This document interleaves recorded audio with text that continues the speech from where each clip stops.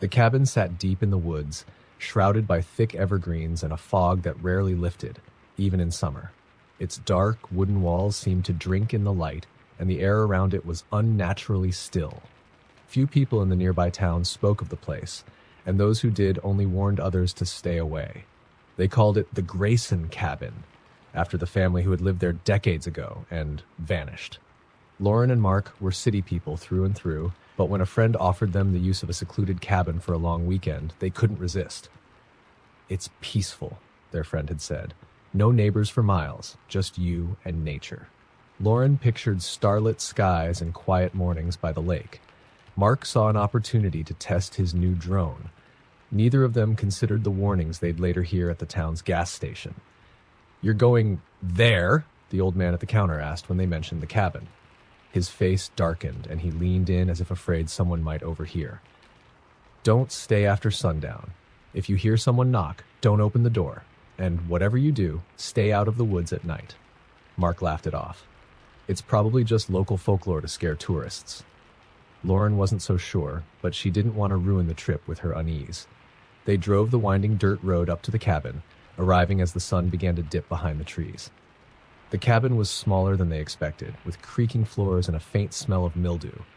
A large stone fireplace dominated the main room, its mantel lined with dusty trinkets. A deer head mounted above seemed to watch their every move. "Rustic charm," Mark joked, though his voice wavered. By nightfall, the unease that had settled in Lauren's chest grew heavier.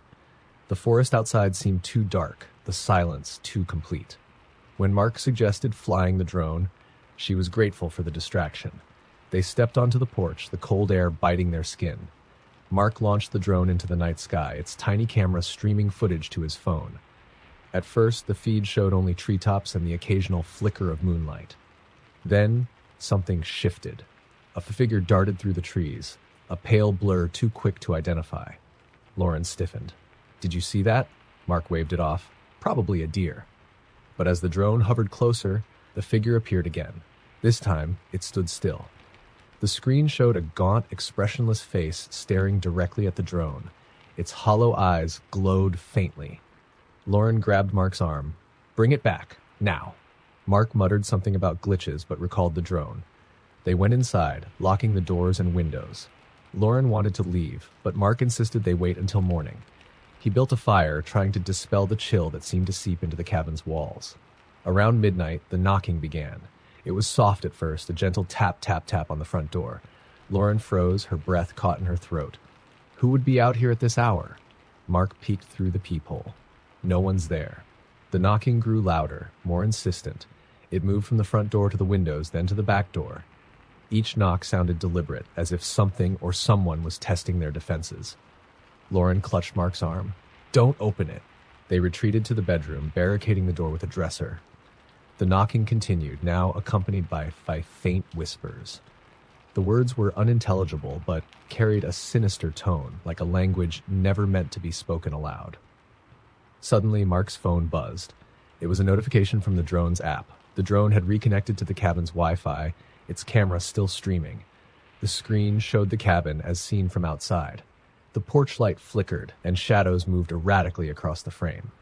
And then they saw it. A group of figures circling the cabin. Their movements were unnatural, jerky, as if their limbs were being controlled by unseen strings. Each figure had the same gaunt, hollow-eyed face. Lauren screamed. "We have to leave, now!" Before Mark could respond, the power went out. The fire in the fireplace extinguished itself, plunging the cabin into darkness. The air grew cold, so cold their breath fogged in front of them. The whispers turned into guttural growls, and the sound of splintering wood echoed from the main room. Something was inside. Mark grabbed a heavy flashlight and swung it wildly as the door to their bedroom began to shake. The dresser scraped against the floor, inching away from the door as if pulled by invisible hands. A pale, clawed hand slipped through the gap, its fingers curling around the edge of the door. In a blind panic, Lauren and Mark scrambled out the window, cutting their hands on the broken glass. They ran into the woods, not caring where they went, as long as it was away from the cabin. The growls and whispers followed, growing louder with every step. Finally, they saw headlights in the distance, a truck on a dirt road. They ran toward it, waving frantically. The driver, a hunter from the nearby town, stopped and let them climb in. He didn't ask questions, he just drove. When they reached the town, the old man from the gas station was waiting. He didn't seem surprised to see them. "You're lucky," he said. "Most don't make it out." Mark tried to explain, but the old man silenced him with a look. The Graysons didn't leave that cabin. Whatever's out there, it's been waiting for someone to come back, and now it knows you. Lauren and Mark left town that night, vowing never to return. But sometimes when Lauren closes her eyes, she can still hear the knocking. And every so often, Mark's drone app sends a notification. A new connection from a place they'll never forget. The car's headlights barely cut through the suffocating darkness of the forest road as Mia and her friends, Tyler and Rachel, drove deeper into the woods. Their plan had been simple: a weekend getaway in a remote cabin to celebrate Mia's birthday. But as they approached the cabin, unease settled over the group like a fog. When they finally arrived, the cabin looked abandoned, its windows clouded with dirt and its porch sagging with age. "Charming," Tyler said sarcastically as he grabbed their bags. Rachel shivered, though the night was warm. "I don't know, guys. This place gives me the creeps." Mia brushed off their concerns. "It's just old. Let's get inside and make the best of it." Inside, the cabin was even worse. Dust coated every surface, and the air smelled faintly of rot. Strange symbols were etched into the walls, half hidden beneath layers of peeling wallpaper. "Looks like someone was into some weird stuff," Tyler said, snapping a picture on his phone. That night, the real terror began. Around midnight, as they sat in the main room playing cards, the sound of footsteps echoed from the second floor. All three froze. "Wasn't this place supposed to be empty?" Rachel whispered. "Probably just an animal," Tyler said, trying to sound brave but failing miserably. Mia stood up. "I'll check it out." Grabbing a flashlight, she crept up the stairs, each step creaking under her weight. The others followed reluctantly, staying close behind. At the top of the stairs, a long hallway stretched before them, lined with doors. The footsteps stopped. Mia swung the flashlight toward the nearest door and pushed it open. The room was empty except for an old rocking chair that swayed gently, as if someone had just risen from it. Rachel gasped. "Close the door. Let's go back downstairs." But before they could leave, the door at the end of the hall slammed shut. The sound reverberated through the cabin and the air grew heavy, charged with static. Tyler grabbed Mia's arm. "We're leaving. Now." They raced back downstairs and locked the front door. Rachel was trembling, her voice barely above a whisper. "Something's not right here." As if in response, a low, guttural growl came from the fireplace. They turned toward it in horror as the flames, which had been crackling moments before, turned an unnatural shade of blue and began to flicker violently. Then came the knocking. It started softly, a gentle tap, tap, tap at the back door, before escalating into pounding, as if someone or something was trying to break in. Mia peeked out the window but saw nothing. Tyler grabbed a fire poker and stood by the door, his hands shaking. Suddenly the pounding stopped. The silence was worse. It pressed down on them, filling their ears with a deafening hum. Then, from the shadows of the room, a voice whispered, "Get out!" The lights flickered, and for a brief moment they saw something standing in the corner. It was tall and impossibly thin, its body twisted at unnatural angles. Its face was pale and featureless, save for a gaping mouth that stretched wider than any human's could. Mia screamed, and the thing lunged forward. They bolted out the front door, sprinting to their car. Tyler fumbled with the keys as the growls and whispers grew louder, surrounding them. Just as he managed to unlock the doors, the cabin's windows shattered, and the thing emerged, crawling on all fours, its limbs bending backward. The car roared to life, and they sped down the dirt road, the thing chasing them, its inhuman movements growing faster and more frantic. It let out an ear-piercing screech, and for a moment, the car's engine sputtered as if the sound had drained its power. But then the road opened up, and the creature stopped at the edge of the forest, watching as they escaped. When they finally reached the main road, Mia glanced back. The forest was dark and silent, but her relief was short-lived. Etched into the condensation on the car's rear window were 3 words, "You brought it." None of them spoke on the drive home. But that night, as Mia lay in bed, she heard a familiar sound, a soft, rhythmic tap, tap, tap coming from her bedroom window. The rain came down in sheets as Alex drove along the winding mountain road. The GPS on his phone had stopped working miles ago, leaving him to navigate the labyrinth of turns by memory. He was on his way to a cabin he'd rented for some much-needed solitude, nestled deep in the forest. But as the storm intensified, his excitement began to wane. The road seemed endless, and the towering trees on either side pressed closer, as though they were leaning in to watch him. Finally, he spotted it, a narrow dirt driveway leading to the cabin. Relieved, Alex turned in, the tires of his car crunching over gravel. The cabin was smaller than he had imagined, a squat, weathered structure with a single porch light glowing dimly. As he stepped out of the car, he thought he saw movement in the woods, a flash of white darting between the trees, but when he looked again, there was nothing. Inside, the cabin was sparsely furnished but cozy enough. He set his bag down and started a fire in the stone hearth. The warmth was a welcome comfort after the cold drive.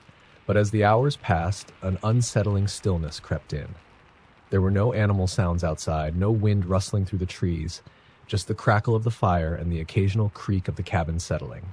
It was around midnight when he heard it. A knock at the door.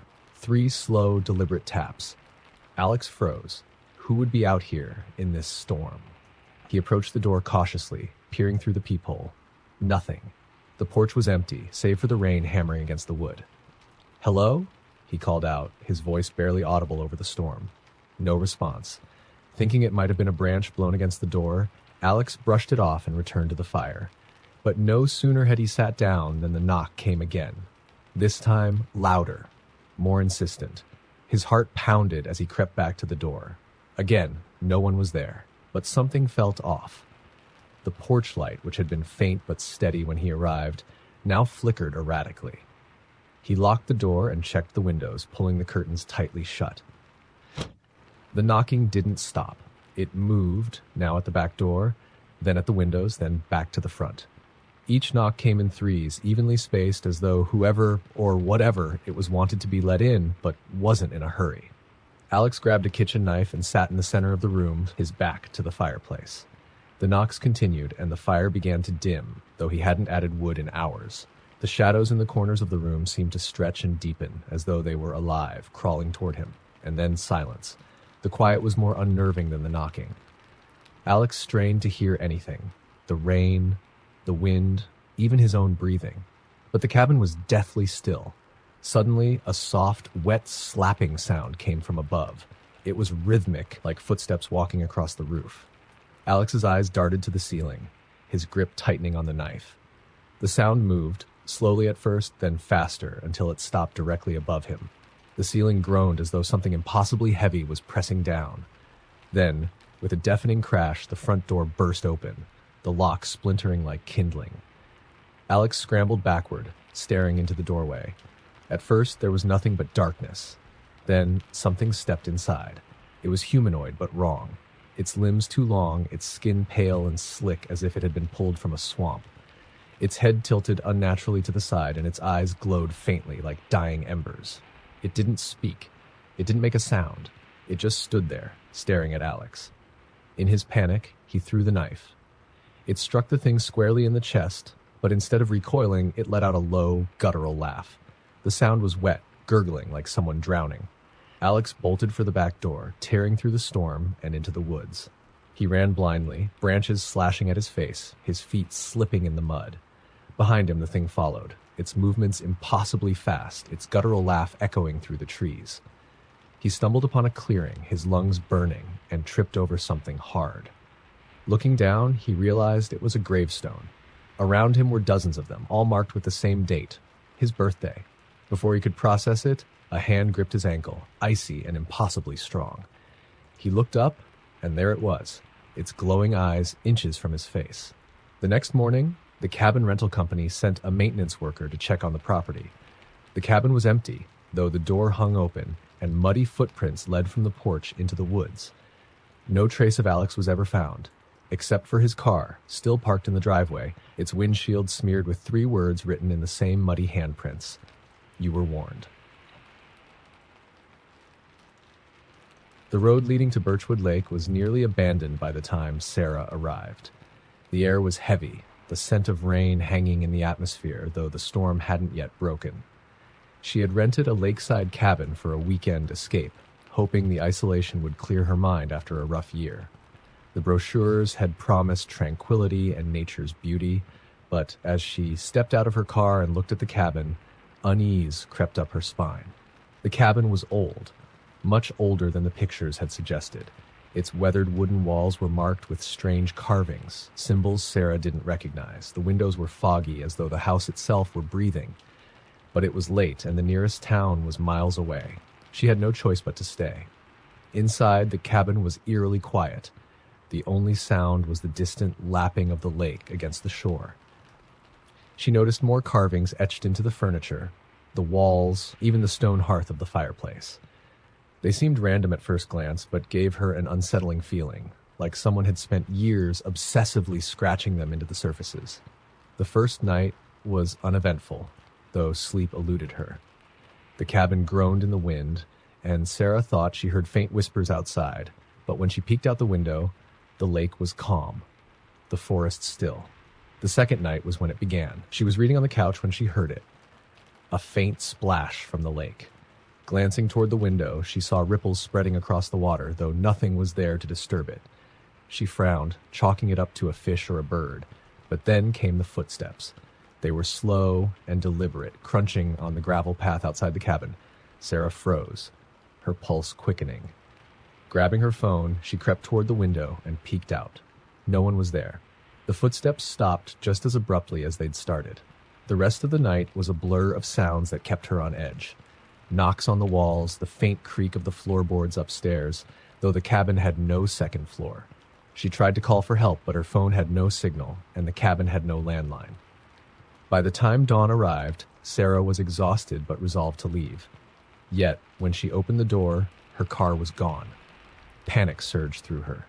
She hadn't heard it start, hadn't heard it being towed. It was just gone. In its place, sitting neatly on the gravel, was a pile of small, wet stones. She ran back inside, locking the door behind her. That was when she noticed the carvings had changed. The symbols were no longer random. They formed words now, scratched deep into the walls and furniture. Return to the lake. Her chest tightened as the whispers began again, louder this time. They came from every direction, filling the cabin with a cacophony of unintelligible voices. Covering her ears, Sarah screamed, "What do you want?" The whispers stopped. The cabin was silent again, and for a moment she thought she had imagined it all. But then, from the lake, she heard it, a voice faint and distorted, calling her name. She rushed to the window. Standing at the shore was a figure, pale and motionless, its face obscured by long, dripping hair. It raised one hand and pointed toward the cabin. Sarah backed away, her breath coming in short gasps. The symbols on the walls began to glow faintly, casting an eerie light over the room. The figure outside took a step toward the cabin, then another, its movements jerky, unnatural. She bolted for the back door, her heart pounding in her ears. As she flung it open, she was met with a wall of water, impossibly tall, as though the lake itself had risen to block her escape. It crashed down, slamming her back into the cabin. When Sarah came to, she was lying in the center of the room, the air heavy with moisture. The carvings on the walls now covered every surface, glowing brighter than before. And standing over her was the figure from the lake. Its face was no longer obscured, revealing empty eye sockets and a mouth that stretched impossibly wide, filled with rows of jagged teeth. "You were warned," it whispered, its voice like the rush of water over stones. It reached down, its cold, wet hand gripping her arm, and dragged her toward the door. The last thing Sarah saw was the lake, its surface black and still, opening like a mouth to swallow her whole. When the cabin was found weeks later, it was empty. The carvings had faded, leaving the wood bare and smooth, as though no one had ever stayed there. But locals swore they could still hear whispers on the lake at night, calling out a single name, Sarah. The wind howled through the dense pine trees as the group of four, Eli, Mia, Trevor, and Zoe, approached the cabin. It stood at the edge of Black Hollow Woods, a place steeped in local legend. The stories varied: a hunter who went mad and vanished, ghostly figures seen by travelers, whispers of an ancient curse. But none of them believed in that sort of thing. The cabin was rustic, but functional, with a wood-burning stove and just enough room for everyone to sleep comfortably. The only odd feature was a large, rusted iron bell hanging from a wooden post outside, tethered to a frayed rope. Probably for signaling people for dinner, Trevor joked. But there was no one else for miles. Inside, they found a single sheet of paper pinned to the wall above the fireplace. The handwriting was spidery and uneven, as though written by someone in great haste. Do not ring the bell. Do not leave the cabin after dark. Do not answer if you hear your name. Zoe laughed nervously. Very funny. Whoever left this has a great sense of humor. Mia wasn't so sure. Why would someone leave this here? And the way it's written, it's creepy. Trevor shrugged. Just someone messing with renters. Come on. Let's unpack. The day passed without incident. They hiked, cooked dinner, and played cards by the fire. But as night fell, an oppressive silence settled over the woods. The usual sounds of crickets and rustling leaves were absent. Even the wind seemed to have died, leaving the cabin in an unnatural stillness. It started just after midnight. A deep, resonant clang echoed through the night, shaking the cabin. The four of them froze, staring at one another. That was the bell, Mia whispered. Who rang it? Zoe asked, her voice trembling. Trevor grabbed a flashlight and headed toward the door. Probably just the wind. I'll check. Don't, Eli said, gripping Trevor's arm. Remember the note? Trevor hesitated, but eventually relented, locking the door instead. They sat in tense silence, waiting for something else to happen. For a while, there was nothing. Then, faintly, they heard it. Footsteps circling the cabin. Zoe clutched Mia's hand. Someone's out there. The footsteps stopped near the window. Shadows shifted just outside the glass, and then a voice called out low and hoarse.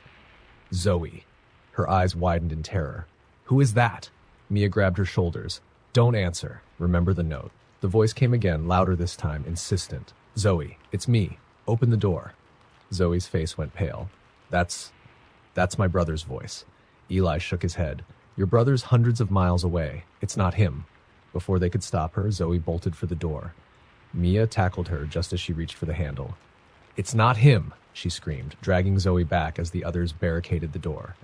The voice outside grew angrier. Zoe, let me in. It's cold out here. The windows began to rattle, and the cabin's walls groaned under an unseen pressure. Trevor, trying to stay calm, peeked through the curtains. His blood ran cold. Standing outside was a figure, but it wasn't human. It was tall, with elongated limbs and a head that twisted unnaturally to one side. Its mouth stretched across its face in a grotesque grin, and its eyes glowed faintly in the dark. It reached for the door with fingers that were too long, too thin, scratching at the wood. Trevor backed away. It's not your brother. Don't look. The bell outside clanged again, louder this time, and the thing at the door let out an ear-splitting screech. The lights in the cabin flickered, and the air grew heavy, as if the oxygen were being sucked out of the room. Then came more voices. From every side of the cabin, they called out, mimicking loved ones. Mia, it's Dad. Trevor, it's your mom. Eli, it's me. Come outside. They all covered their ears, trying to block out the sounds. The whispers turned to pounding as the creatures battered the walls and windows, their grotesque forms pressing against the glass. And then, just as suddenly as it started, it stopped. The silence returned, deeper and more menacing than before. They stayed huddled together until dawn, too terrified to move. When the sun rose, they ventured outside. The bell was gone. The post it hung from snapped clean in two. The ground around the cabin was littered with deep claw marks, and the trees bore scars as though something massive had scraped against them. They didn't stay to ask questions. Throwing their belongings into the car, they sped down the dirt road, never looking back. Later, back in the safety of their homes, they learned the truth. The cabin had a history, decades of strange disappearances and eerie tales from those who barely escaped.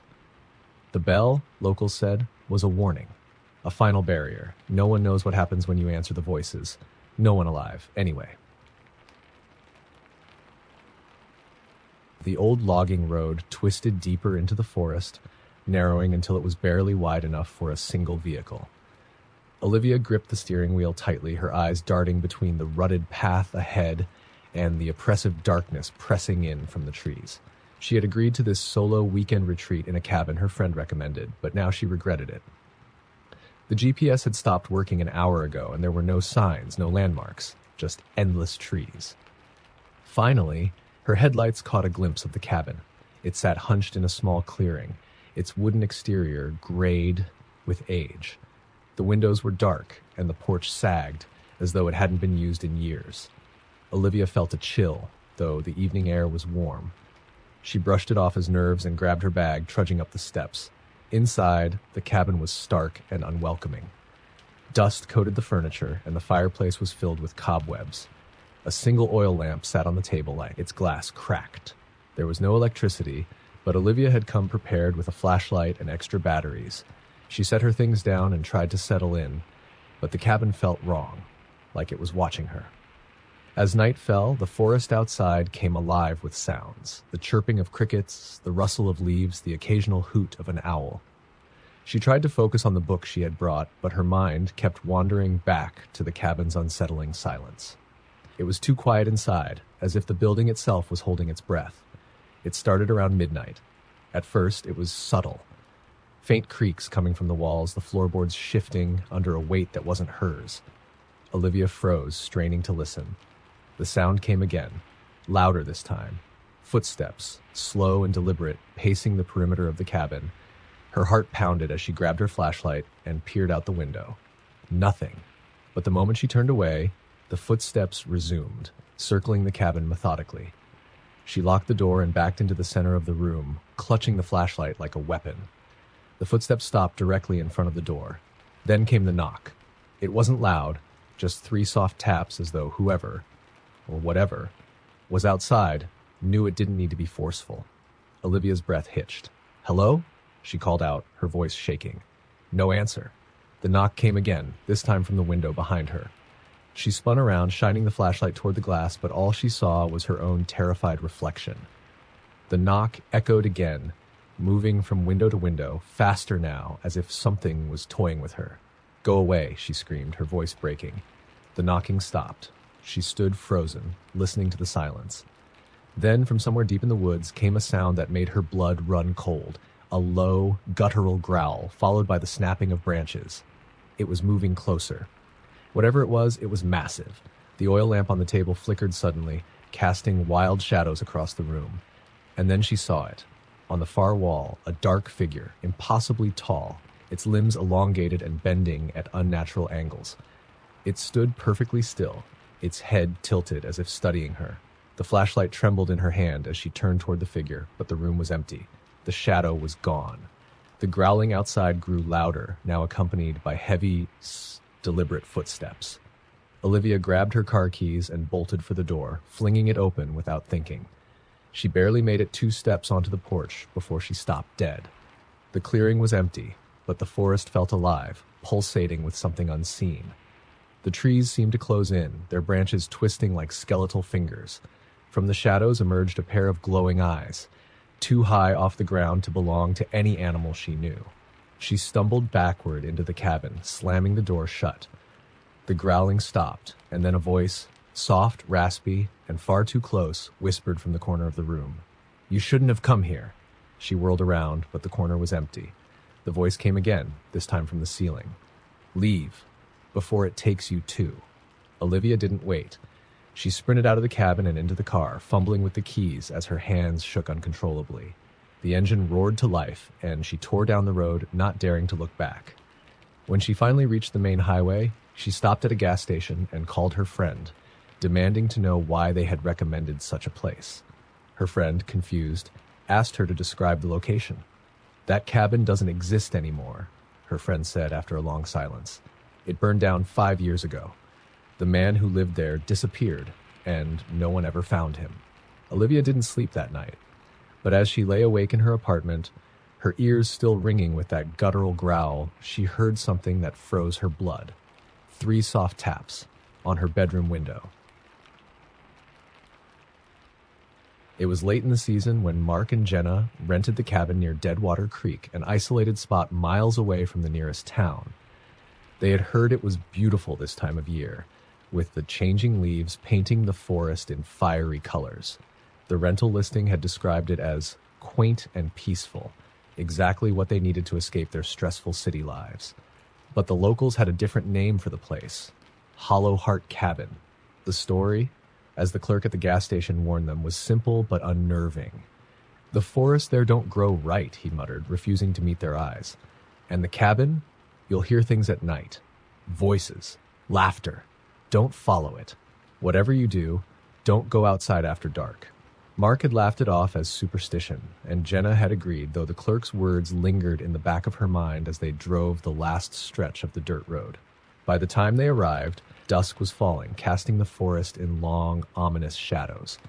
The cabin looked ordinary enough, a small wooden structure with a stone chimney and a wraparound porch. But Jenna noticed something odd as they approached. The trees surrounding the clearing leaned toward the cabin, their twisted branches reaching as though to touch it. Inside, the air felt heavy, almost oppressive. A strange smell lingered, metallic and faintly sweet. Mark dismissed it as damp wood and lit a fire in the hearth while Jenna unpacked. But as the night deepened, the oppressive atmosphere grew stronger. They were halfway through a bottle of wine when they heard it for the first time. Faint laughter, drifting from the woods. Jenna froze. Did you hear that? Mark cocked his head, listening. The laughter came again, light and playful, like children chasing each other through the trees. It's probably just animals, he said, though his voice lacked conviction. Jenna frowned. That didn't sound like animals. Mark stood and went to the window, peering out into the darkness. There's no one out there. Relax. But Jenna couldn't shake the unease curling in her stomach. The laughter continued, growing louder, closer, and soon it was accompanied by something else. Whispers, low and indistinct, as though dozens of voices were murmuring just beyond the tree line. Let's just go to bed, Jenna said, her voice trembling. Mark nodded, locking the doors and pulling the curtains shut. They climbed into bed, the cabin eerily silent now, but the whispers started again around midnight, louder than before. This time they seemed to come from inside the cabin. Jenna sat up, her heart pounding. Mark, do you hear that? He stirred groggily. It's just the wind. But it wasn't. The whispers grew clearer, their words chillingly distinct. They were calling their names. Mark, Jenna, come outside. Mark bolted upright, his face pale. What the hell? The whispers turned to laughter again, louder this time, echoing through the cabin. The fire in the hearth flickered violently, then went out, plunging them into darkness. Jenna fumbled for the flashlight on the nightstand, her hands trembling. When she turned it on, the beam of light revealed something that made her blood run cold. Handprints. They covered the windows and walls. It smeared as though dozens of people had pressed their palms against the glass. The prints were wet, glistening faintly in the dim light. Stay here, Mark whispered, grabbing a heavy flashlight and heading for the door. No, don't, Jenna hissed, grabbing his arm. Remember what the clerk said. Don't go outside. But Mark, stubborn and unwilling to show fear, shook her off. It's probably just some kids messing with us. He opened the door and stepped onto the porch. The night was deathly still, the air so cold it burned his lungs. The laughter had stopped. He shone the flashlight into the trees, its beam cutting through the dense darkness. See? He called back to Jenna. Nothing. His words cut off abruptly. The flashlight fell from his hand, clattering onto the porch, its beam illuminating his shoes and the edge of something behind him. Jenna screamed as Mark was yanked backward into the darkness, too fast for her to react. She slammed the door shut and locked it, her breath coming in panicked gasps. Outside, the whispers resumed, louder and more frantic, like a chorus of voices all speaking at once. Then, clear as day, came Mark's voice. Jenna, open the door. It's me. She froze, tears streaming down her face. It sounded like him, but there was something wrong. His tone was flat, too even, as if someone were mimicking him. Open the door, the voice repeated, now laced with impatience. Jenna, please. She didn't move. The handprints on the windows began to spread, new ones appearing as though invisible hands were pressing against the glass. And then, from every wall, the ceiling, the floor, came the sound of knocking. It was rhythmic, relentless, and it grew louder, pounding like a heartbeat. Jenna curled into a corner, covering her ears, screaming for it to stop. But the knocking continued, shaking the cabin until she thought it would collapse. And then, just as suddenly as it started, it stopped. The silence was worse. Hours later, when the sun rose, she opened the door cautiously. The porch was empty, Mark's flashlight lying where he had dropped it. But of him, there was no sign, just the ground churned and muddy, with drag marks leading into the forest. She fled the cabin, abandoning everything but the keys in her pocket, and never looked back. When she finally reached the town and told the sheriff what had happened, he shook his head grimly. No one rents out Hollow Heart Cabin, he said. Hasn't been rented in years. But it was listed. Jenna insisted. We paid for it. The sheriff held up a hand. Ma'am, that cabin burned down 30 years ago. You're lucky you made it out alive.